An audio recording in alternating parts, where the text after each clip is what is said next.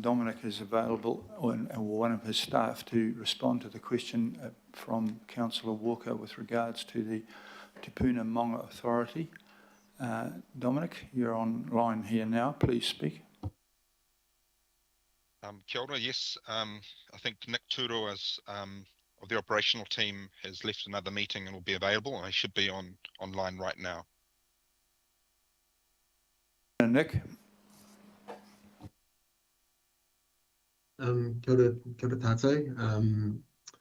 So, as I understand the question, it was with regards to the vegetation restoration program, whether that included the removal of trees and some sort of breakdown of those figures. So, just walking through that particular scenario, I did provide a memo to both the authority and the Te Puna Monga Authority and Auckland Council, and that did say that as part of the restoration program, there will be a removal of exotic trees.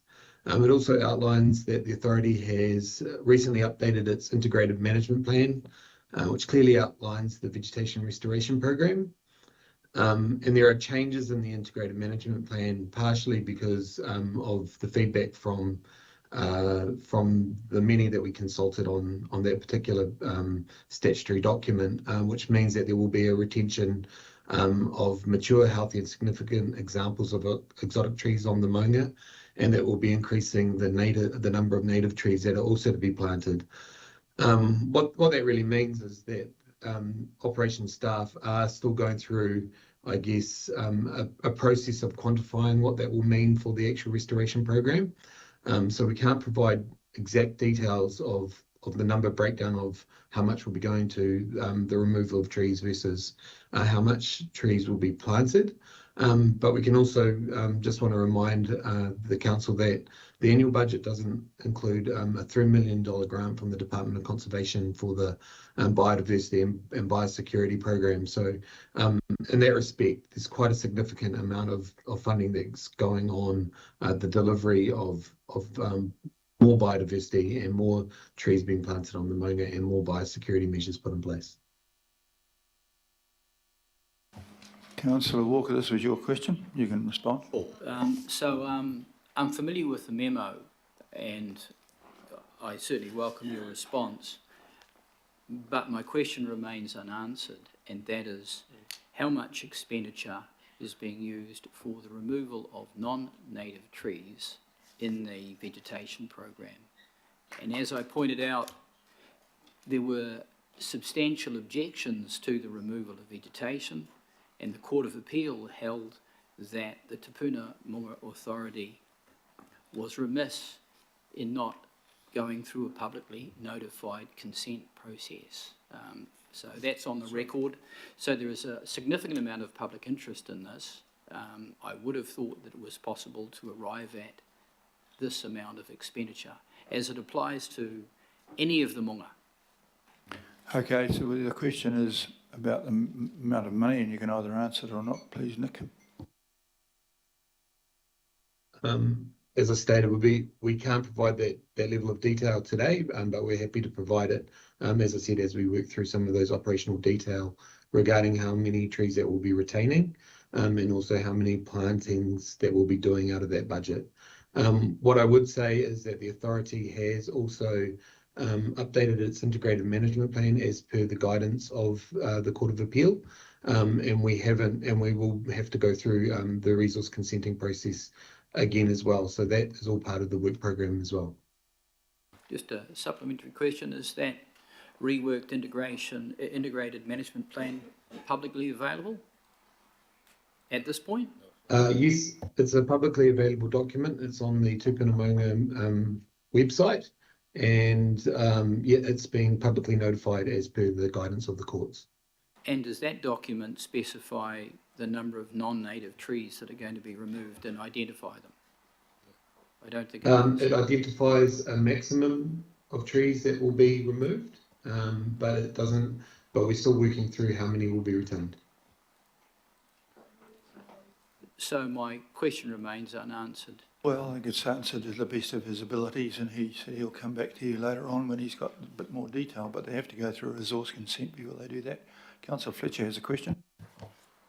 Thank you, Nick Morena, and to Dominic. I hope you recover quickly.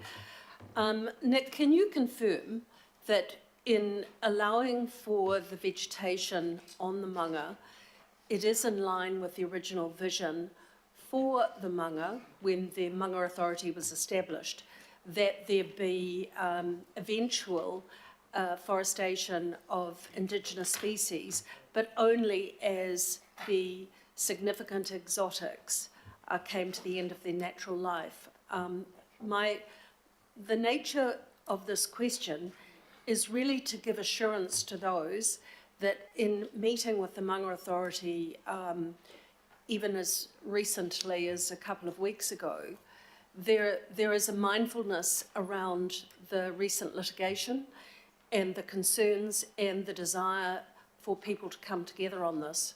So I just want your assurance that that is the case and that we can give our public the understanding that there will be very careful analysis of those significant exotics that should remain until the end of their natural lives. I'm afraid I wasn't actually a member of staff when the original vision for the authority was drafted into the integrated management plan, so I can't really confirm that to you, Councillor. What I can confirm is that it is in line with the integrated management plan. That is a statutory document that's been publicly notified and has gone through that consultation process. Can you also confirm then, as a more recent member of staff, that the upgrading of tracks that has been announced will not involve the removal of any significant exotics?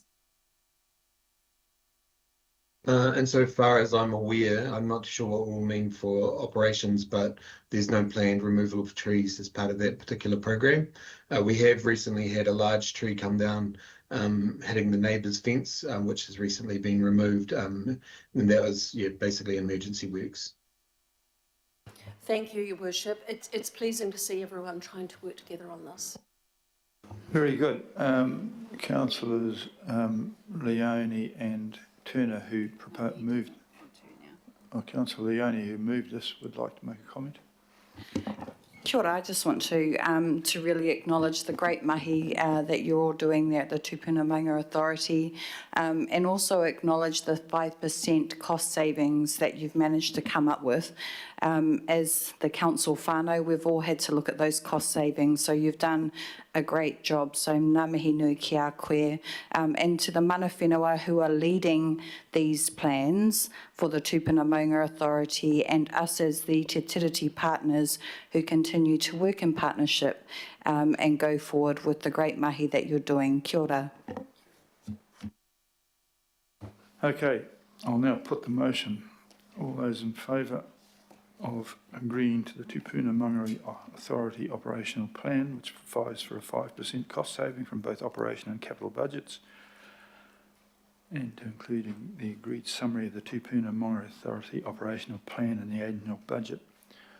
All those in favour, please say aye. Aye. Aye. The contrary? Are you saying to the contrary or just waving a hand at me? Okay. Do you want that recorded? Stuart Williamson Walker, a contrary, carried. Thank you.